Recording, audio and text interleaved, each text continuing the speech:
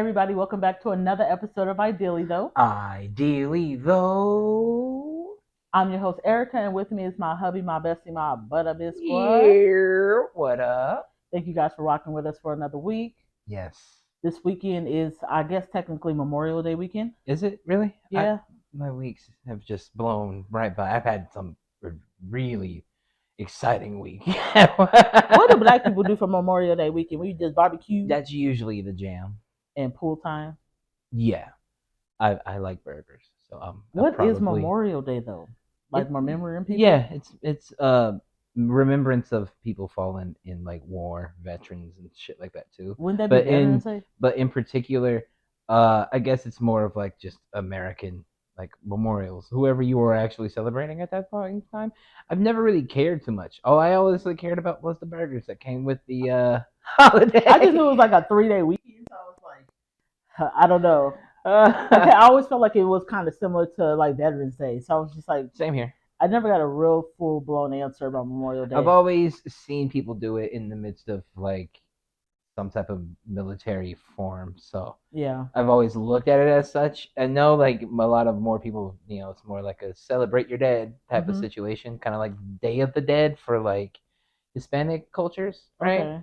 But I mean, burgers is usually what I'm thinking about. I think this Memorial Day, I guess we can mourn like the death of Diddy's like career. I don't think I would mourn on that. No, I think I'd pee on it. There's some people who will be like, oh, you guys don't know the truth. There's some weird people out there that victim blame, and because he's your idol.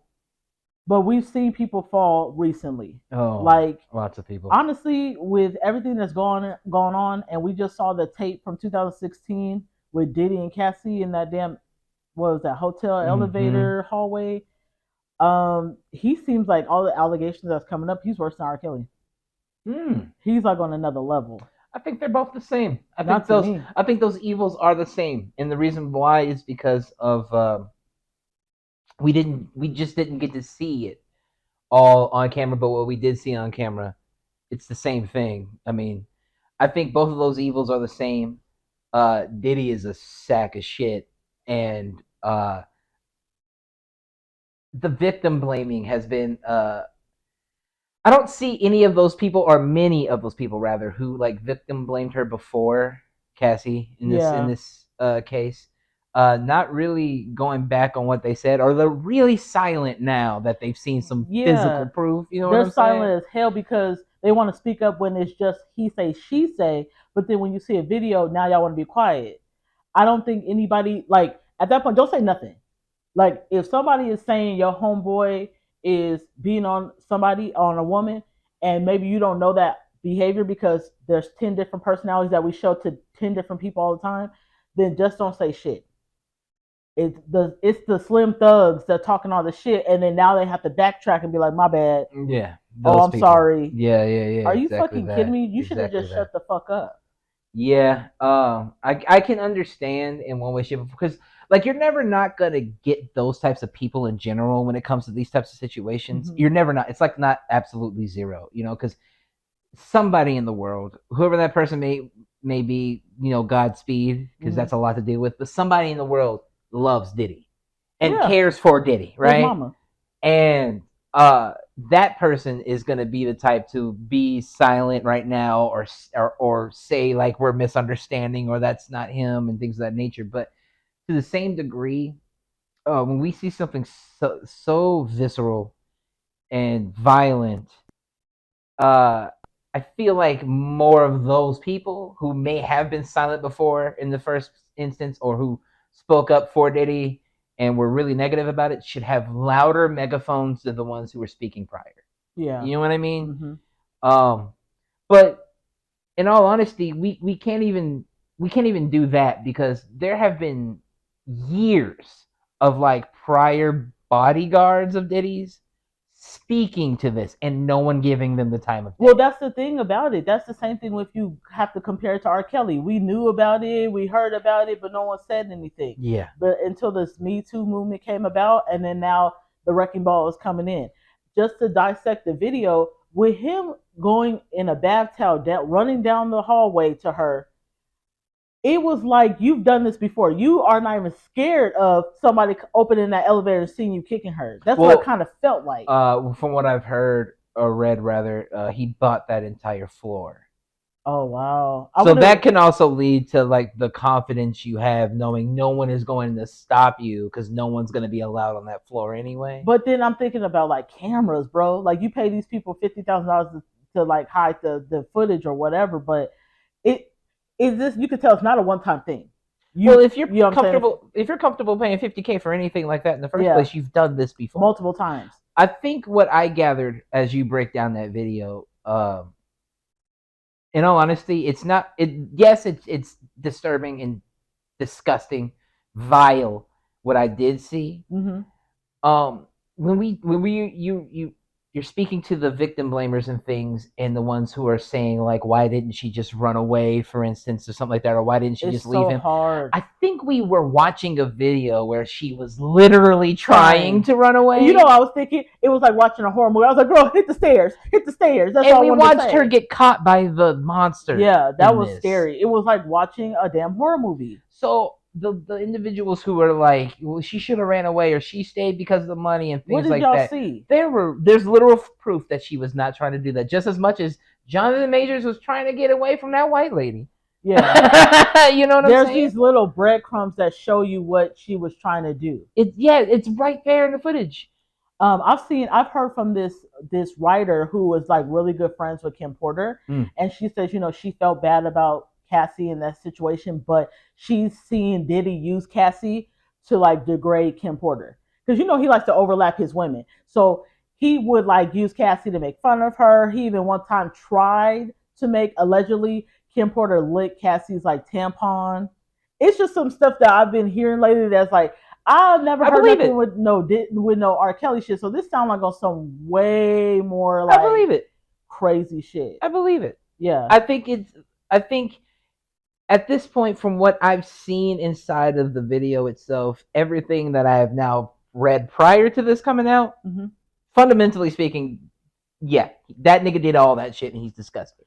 And you send an Instagram post talking about the truth to come out, tell the truth, and then you backpedal and say, I was fucked up, man. Rock bottom. Fucked up. I hit rock bottom. I had to go to rehab. His concept of rock bottom is actually rock bottom. Yeah, that wasn't rock bottom. That's why you got caught. You know what I mean? That was practiced behavior. Oh yeah, you know what I mean? That's behavior you've done in routine. You're comfortable with, and it just makes me boil on the inside. Like, do you think it's something that he maybe seen his mom experience and he thought it was okay? Because I feel like men like that usually have issues with their mothers, or they seen things, or they look at women as objects, or things like that. You know, I watched something pretty interesting, a little snippet with like Nick Cannon and Dr. Umar talking specifically about that type of thing. And you have a really good point, and Umar kind of said the same thing. He's like, either these men have in their past been completely betrayed by their mother, abandoned by their mother, or some marital, like that figure, you know what I mean? And that has led to them not understanding how to love, not understanding how to care. And then when they finally have a woman who does understand how to do those things, they take out all of the frustration on them. And I feel like you are absolutely right in hitting the nail on the head on that one. Because everything that was exhibited here and all the things we've heard about, all the things we've read of, it's like, I feel like it's a drop in the bucket of it, and it's a very large bucket of the things he has the capability of doing. Do you think in the future he's going to go to jail for what's going on? Now, when you mentioned his apology, it sounded like a letter of admittance, especially because he wasn't able to say Cassie's name in the apology. There's obviously something legality, right? But in that same sense, that apology as a letter of admittance is also full-blown evidence and proof that now, if somebody else comes your way with a lawsuit that says you beat them, it's going to be real hard to beat that case. You might not have to be ever approached about this Cassie shit, double jeopardy and all that other bullshit, right? The case is over, it's settled, it's done. But that evidence and that apology is Yeah, and that video drop alone is definitely enough for any woman who you have used in the past the same way to now come forward and be like, oh, that nigga also did it to me. Here's the proof he's already unstable. There's this model that came out that said it just this earlier this week that she was like sexually abused by him. Well, his first baby mama, the one who's always had the blonde hair, she's saying she dealt with stuff. And I thought honestly she was the writer because she never says nothing. Tough, dude. Wow. Yeah, she never say nothing. But Cassie's not the first, and who knows if she probably wasn't the last. She's definitely not the last. Yeah. She's definitely, it makes you think of anybody, any woman, fuck that, any person, genuinely speaking, has been around, because Diddy seems to be a cancerous individual. Yeah, he seems like he's like bisexual, so like he fuck with women and men. And then whatever it may be. But question, do we think this behavior happened? And I don't think so, because certain women, they have a stronger mind, and also they have a brand that you really can't do stuff without, being exposed. Ergo J-Lo. That short kind of relationship of whatever, a year or so with J-Lo, do you think that there was something there? Because I don't believe so. Yeah. I don't. I think that he knew better. I think she had enough people around. She wouldn't have got caught up with that gun thing. I think wasn't she just at the club with him? Yeah, but she would not have gotten caught up in the club thing, or it wouldn't have been comfortable enough.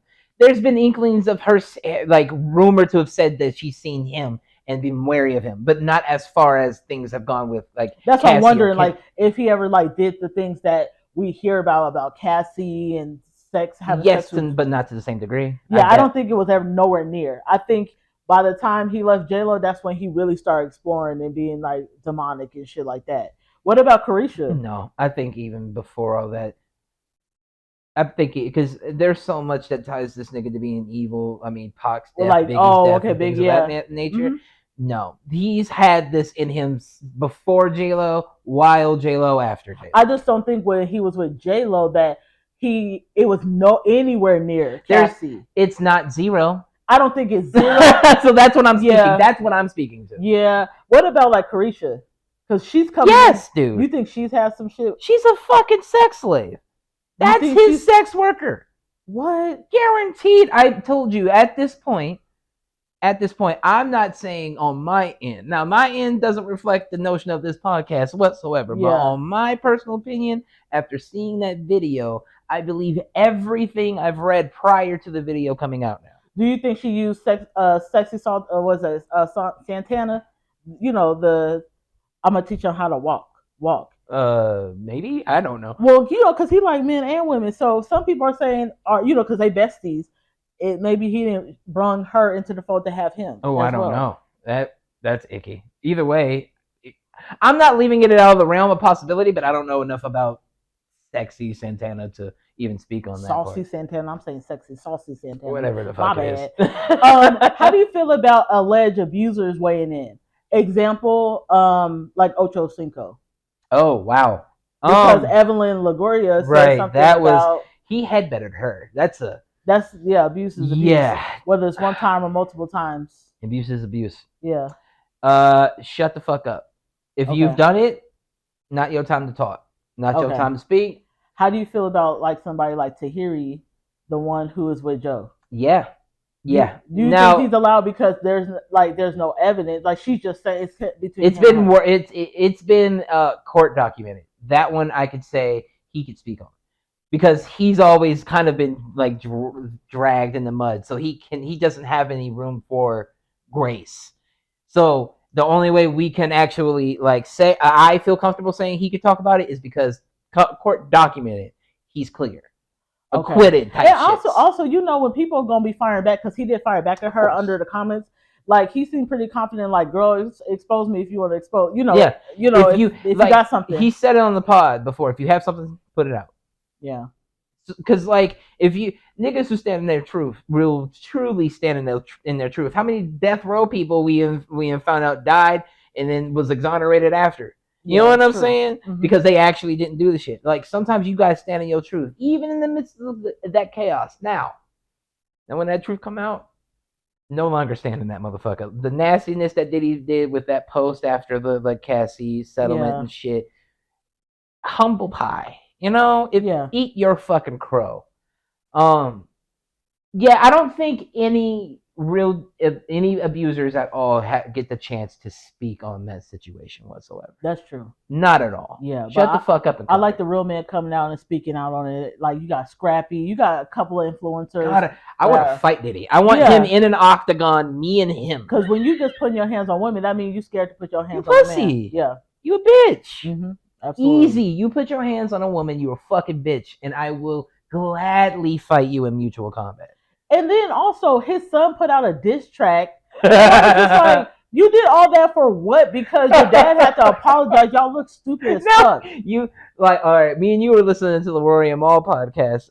Yeah, they spoke about it. I was just like, what was the point of this? And then you get embarrassed. Don't go against 50 because 50 Cent gonna taunt you all damn week. How like, okay, firstly, on the King Combs situation or whatever, right?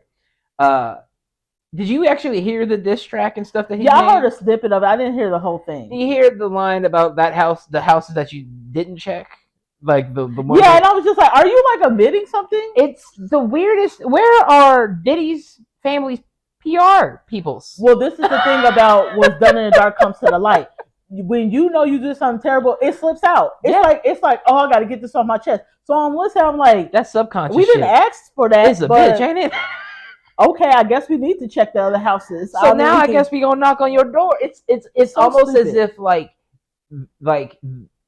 the government or the alphabet boys out there they saw them playing online and was like, go ahead and drop that video on them real quick. Yeah, exactly. You playing? Okay, we got all you. Right, we gonna humble you. We're gonna give it to CNN and they gonna drop it because it was like they were taunting you over there with Stevie J and them. You vacationing? I got all my kids. Love, light, and love. Yeah. You got the nerve to be posting on Mother's Day, bitch. And then the video come out, and your ass, I know your jaw dropped, bitch. Man. I know your jaw. Oh, it had to have. I'm so happy. I was like, oh, okay, Diddy, your turn. Your turn, because this is checkmate. We got to get all the fans, as Kendrick would call them, all the freaky ass niggas out here. Like, get them out of here. These nasty ass, gross ass niggas. 69 demons. Like it's run for your life. It's a bit of like, I feel a bit of weight lifted off my shoulders whenever we see one of these villainous human beings with money who think that they're invincible and that they're never gonna get caught. Get touched, bro. Get fucking touched in one way, shape, or form. Like, I do not believe Diddy's ever gonna recover from this, and I hope he doesn't. Absolutely not. Now, can I ask you this? Having seen everything and read like the things we have read and stuff about this, how would you feel about people reopening that Kim Porter case? I mean, if you reopen it, I think our jaws are going to be dropping. We finally, everybody wants to keep things like a secret, but I feel like we're going to be like, what the fuck? I thought I only read about these things. Man. I thought because this, like, she had this illness and I never understood why she died. I just never understood. I don't think anybody does. This don't even sound right. Y'all can't y'all didn't say it was cancer. Y'all didn't say she got hit by a bus. It just sounded real, like, secretive. And I'm like, he scares me. He's just like, what can we find? If you could be a fly on the wall with some of this shit. Oh man. If walls could talk, I'm willing to bet they would try him for murder. You know what I'm saying? Shit, you might as well cut that motherfucking head off. Yeah, something, because just the things that they must have seen. I'm gonna say this. I know he's a father, but at this point, the best he can do is die. And I'm just saying. And the best he can do for the culture is to die, because you're gonna have to die with your secrets, bro. Because you have daughters. You have multiple daughters. You have more daughters than boys. And the sickening things you're doing to these women and scarring these women, the best thing you can do is you just go to your maker. I'm crying because you got me playing Meet the Combs in my head right now. No, meet me at the crossroads. That's where you need to meet.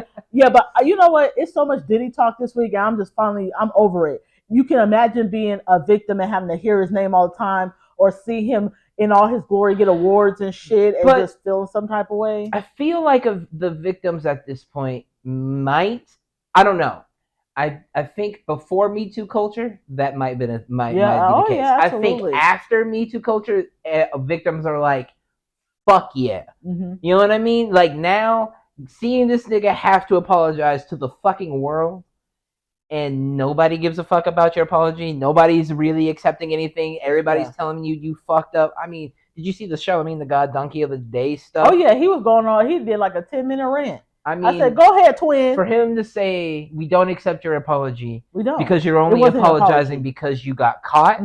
Man, it wasn't even an apology. I was fucked up. And, I mean, and I know you probably, because of just legal shit going on, you can't say her name, but you could say, "I apologize to the person I hurt, the people I've hurt." Yeah, you already kind of admitted it. It's not easy, but it's a little bit. No, that's an easy thing for him to. That's the minimal thing he can fucking do. That's easy. That's the least you can do. Yeah, it's sickening. It makes my vagina hurt just thinking about things that the people, the women, the men, anybody has gone through dealing with him, because he look like he is not forgiving. Oh, poor Meek Mill. Yeah, Meek Mill, your baby daddy. I know he didn't do some shit to you. You know, so just when you're ready to write your book, I'm here. Oh man, that's gonna be a rough one. Speaking about something a little bit better. Okay. I mean, not too much. Not say crazy too much better, but this year we have no MTV Music or Movie Awards. Oh, that's how you know that strike really did some work. The strike. I think during COVID we didn't have it either. Yeah. So this is kind of something where we're going to see less award shows, I feel like. BET is going to have a great one though. They're having Sexy Red perform. They have a lot of people performing. I wish we can get back to our roots. All these bitches with these wigs, and we can't get back to our roots, including me. But I'm just saying, like, award shows are dying. I wish we would go back to, like, example, MTV playing videos. BET, we can get a 106 in Park again. We're not doing any of that. What do people really watch BET for? Remember coming home from school and watching 106 in Park? Yes. Or in the morning, you can watch VH1 or MTV and watch videos. Yeah. You got the countdown. You got, what's his name? Carson Daly and shit like that. Yeah. We need to get back to our roots, because then that can help people promote their music and shit. I wish we get back to that. But yeah, they have canceled this year's MTV Movie Awards. I think a lot more award shows in a traditional sense are going to die off. Meaning like it's gonna be like a streaming kind of thing soon enough. I think Corona was the foothold on a lot of that stuff, but also I read a statistic that like a couple of days ago that like YouTube has like 41, close to 41% of the world's viewing time. Honestly, I feel like it would be more. People are obsessed with YouTube. It's split between the other streaming platforms. Now you got to think it's a lot of. It's about 20 to 25 full, like the ones you don't even really watch in the freebies and shit like that, right? Mm-hmm.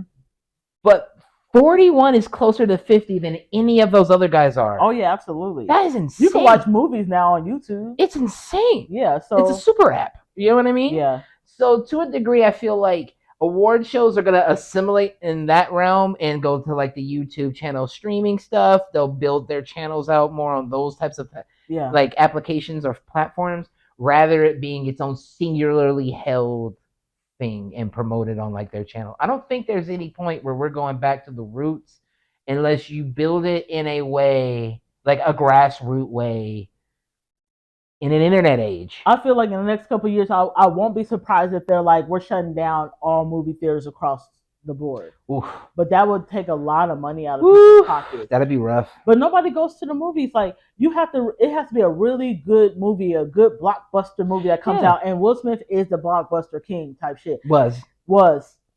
June, we got Bad Boys Ride or Die. I don't know. That might be good. We had the Challenger. We got the Planet of the Apes. That's really the only thing that's come out so far. We're waiting for like the fall when we get Beverly Hills Cop 4. We got Dune in January. So they've been in like every 3 months you get a movie, and it sucks. Nobody wants to go to movies because 2 months later, not even 2 months, a month later, I can get that shit on Prime. I can watch that shit on Max. I think you and I actually did have a discussion about this a couple of days ago. And I mentioned that exclusivity is the key to this stuff. Mm-hmm. A lot of things are dying in that way because they're making things way too available for people. Oh yeah, absolutely. But the thing being is that the experience has to justify the cost of things, right? Yeah, that's true. And my most theater experiences now cost way too much, offer very little. We're in a time of inflation. Why should it cost $75 to watch a movie? When I could easily just go to Prime Video, kick I'm back already in my paying my chair, have whatever. all my snacks in here for free, and then watch it at home in comfort. Yeah, You see what I'm saying? absolutely. I got a TV now that's as big as a fucking movie screen. You know what I'm Exactly. You saying? can get a projector, and I can watch that bitch 3, 4, 5, 6, 7, 8, 9 times. Exactly.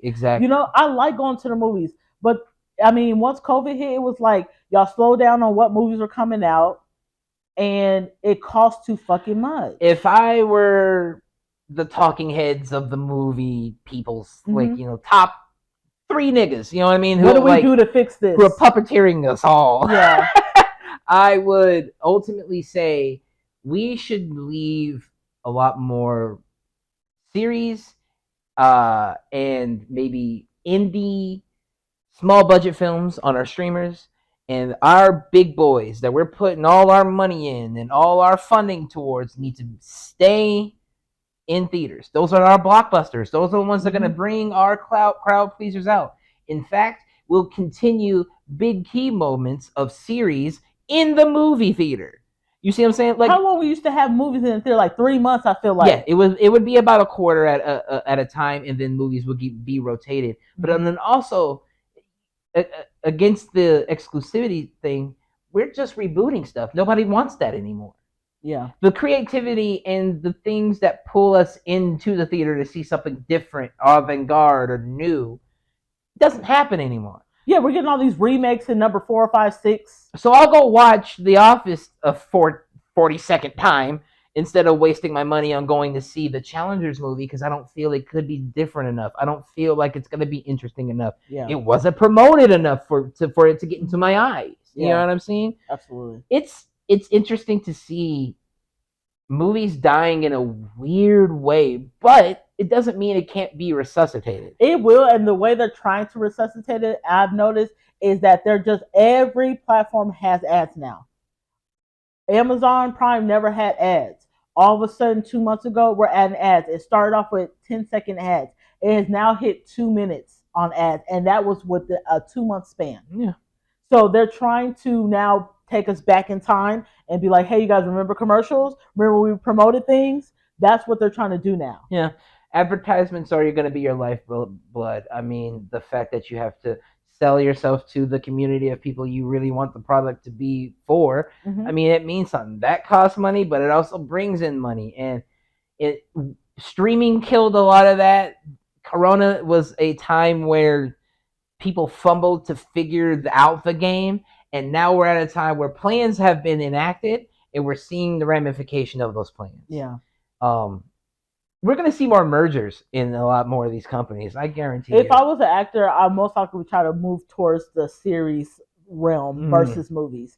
Because I feel like people may or may not see my shit, and I'll be more seen on a series that might be on Netflix, and you can rewatch me. Yeah. Hulu, Peacock, those type of things. Now, I would ask, in that series, what if, as the talking head guy, if I take you and now put you in a movie and leave your series as a cliffhanger, that brings people. That's gonna bring your audience that you brought up, and we gonna put you on the silver screen, the big screen now. Is that gonna be a related thing? They'll relate, kind of like how the plan was. See, this is how you keep series and people interested in stuff. Okay, kind of like how the plan was with Rick Grimes. You leave him almost killed off at the end where he left the show or whatever the fuck, right?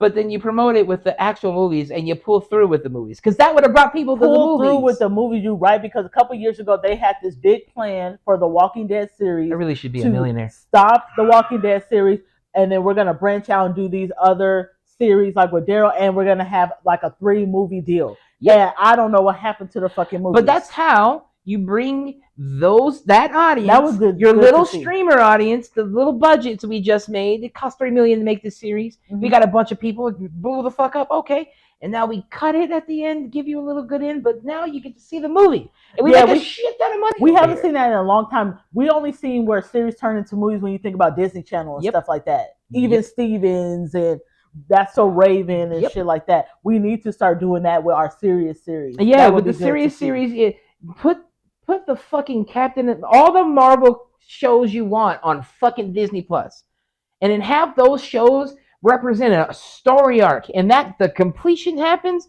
when you go see it in fucking theaters. Yep, You and know keep how it in different theaters. Endgame would have slapped? And keep it in theaters for 90 days. And Yes. so people are not like, oh, I'm gonna wait. So people can catch up. Yep. So people can watch the rest of your series and see how everything entails, Mhm. and then they go see the movie. Mhm. And then you rest in relaxation in fucking Cabo for the next like 3 years because you just made a shit ton of cash. Well, you giving out free little gems, you know what I'm saying? But I'm his manager, so it's gonna cost a little coin. Because I used to love the movies. Yes. Oh my god, but they're not doing anything original anymore. Everything is just recycled BS. I thought about that because when we were talking about we were speaking of movies and the death of that stuff a while back, Mhm. and I remember bringing this concept kind of up to you, and you were like, "That would be very cool," because I had mentioned they should have continued that shit with Rick Grimes, and people would not have thought The Walking Dead would have fell off. It would have kept its audience going because people were getting tired. But if you split them in the movies, they get a new breath of fresh air. We could have did that because I think the ones who live, Yes, that could have been a movie because it seemed like it was the end. Yes. Until you want to maybe bring in a feature of something with Daryl. Yeah. And then you have that 3 movie. Exactly. That could have did that. It's almost like they like so much money, but they're like allergic to money. They're lazy people. with it. I don't get people. The only split off series that I've liked so far, the most has been The Ones Who Live. Yeah. I did like the Daryl Dixon one, but we could turn those into movies. Imagine those being those, and you would just the amount of cash. Yeah, we could have did that. Great stuff. One of the last things I want to talk about was, did you see the Club Shay Shay interview with Kel Mitchell from all that? Oh, that one was sad. I like that because you know what? He seems just like a different man. I love that he's with God. He talks about his time with Nickelodeon, his relationship with Kenan Thompson. He talks about his relationship with his kids, his first wife, coming back into media, film, being a producer, doing acting. Yeah. One of the things that struck me is his experience with Dan Schneider. Mm. He didn't really say his name like that. He said it once. But he had his own experience, not similar to Lori Beth or Amanda Bynes or that, but he said he got pulled into a room, and God knows what the man was saying to him. He could have been calling him all kind of black motherfucking monkeys and shit like that. That was good for him to bring out his experience. Yeah. This is my experience. This is what's going on. Yeah. I like that he was humble enough to tell us that he kind of had that kind of air about him, like, this is my show. And, sometimes you get a big head about things. Yeah. I love that he talked about being 19 and he got his girlfriend pregnant. Mm-hmm. And going through all that psychological torture of finding out that that baby wasn't his and they got an abortion and never telling, which we always thought your best friend was Kenan Thompson. Outside of just the show, I just thought they were probably best buds. Yeah, but his best friend being murdered is tough, man. I thought Kenan was always his best friend. And I was like, you haven't talked to anybody about this.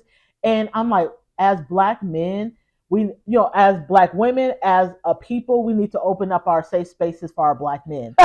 Because this man was gonna jump off the roof in Canada out of a hotel. Yeah. And he said he had Amanda Bynes there. He said Kenan was there. Can you imagine how they would have felt knowing that you were going through something, whether you left a note or something or not, and know that they had not talked to you for that long, or they did not know what was going on? Right.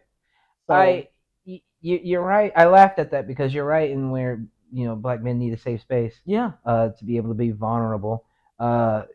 Historically, we're told we're not able to be, and yet just as much as we can shoulder the world, we have to bear our own always, and that's not fair to us. Yeah. Too many times I've read and recognized like vulnerability within myself or any other man is looked at as weakness. And he really did describe a level of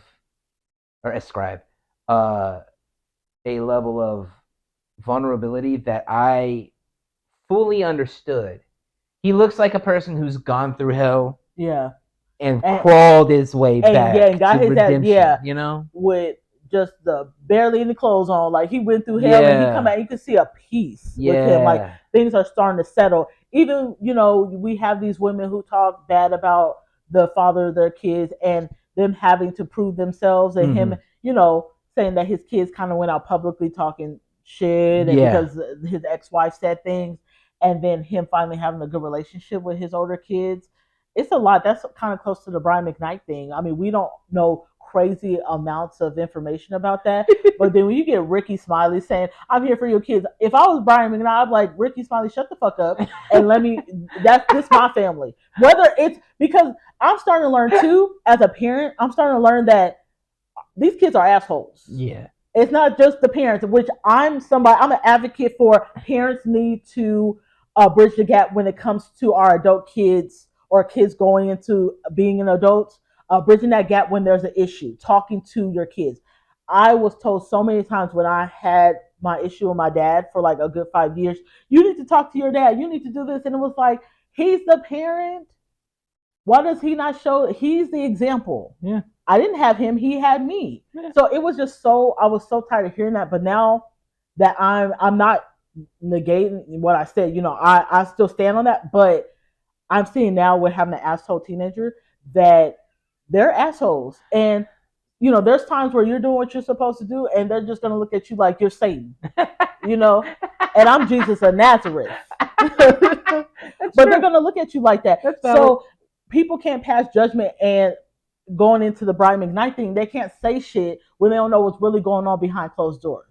Could he be a fucking asshole and now he started his own life with a different family? Yes, he could. But that's not your business to say you about to play stepdaddy to Brian McKnight's kids. Yeah. Y'all not in the same realm. Yeah, that's fair. So when people... Although, having two kids named Brian McKnight Jr. is pretty fucking wild, bro. I'm just saying, that's a great example of things we see. Even with Kel Mitchell, I'm pretty sure there are people like, "Oh, you ain't taking care of your kids. You a deadbeat. Oh, I can't believe your kids are out here talking shit about you." We don't know what's going on. He got issues with his ex-wife, and that's spilling over with what the judgment of what the kids see or what they're getting told was happening. Your dad don't love you, all this stuff. Kind of what happens normally anyway. It's almost as if nobody believes that there's a possibility that can exist. Yeah, there's that scorn. Yeah, there's that scornness, that pettiness that women or men can exude when it comes to, you're not with me anymore, or you're not giving me enough child support, things like that. So now you start talking bad about your children's father or mother or whatever. So I was so glad to hear when Kel was saying that he has a good relationship, or he's now, he's mending that relationship with his older kids. I was like, yes. It was a sad interview, but it was a good interview. It was good. I didn't look at it sad. I looked at it was like, you know what? You're still here. You've been through hell and motherfucking back, and I'm glad you told your story, because there's people out there in that industry that's going through the same thing, feel like they can't talk to anybody, and you found God. I say it was sad only because you can tell even in his voice, because he talked a lot. He talked a lot, but he trembled as he spoke. Absolutely. Often. Stuff is hurting him. So, it's not him reliving it, it's him being able, I think it was him being able, like in his head almost, like I'm doing this. Yeah. That's what made it sad, almost like I'm able to like speak about it on this type of platform because I wasn't able to. He was living in the moment, and you could tell in his voice, and that's what made it sad for me, like almost a little difficult to watch. Yeah. Because then I was like, man, I feel you. Because again, we don't, as black men, we don't always have those rooms for vulnerability. Or if we're told we're too sensitive or too vulnerable or pussy or shut up or some other shit, it's like, hey, no, I also have feelings and got something to say. I'm not just a brick wall here. Yeah. For him to burst that down, you could see it in him. It shows real true strength and real true growth, and I can appreciate I love that about him. He's a hero too. I was like, I hope you do so much stuff now. That's what I was thinking. Me too. All right. Well, do you have any last words of wisdom before we head out for the Memorial Day weekend? Have a good weekend. Have a good weekend. Eat some chili cheese dogs, hot dogs, watermelon, cheeseburgers. What is wrong with you? Yeah, all that. Eat all that this weekend. I love you. Bye-bye. No. Or you guys remember, we drop our new episodes every Friday on all streaming platforms, wherever you listen to your podcast. And we're on YouTube, you guys. It's at Ideally Though Pod. That's every Sunday. You guys like, subscribe, hit the bell button. Share that shit. And we'll catch you guys next week. Bye. Hey.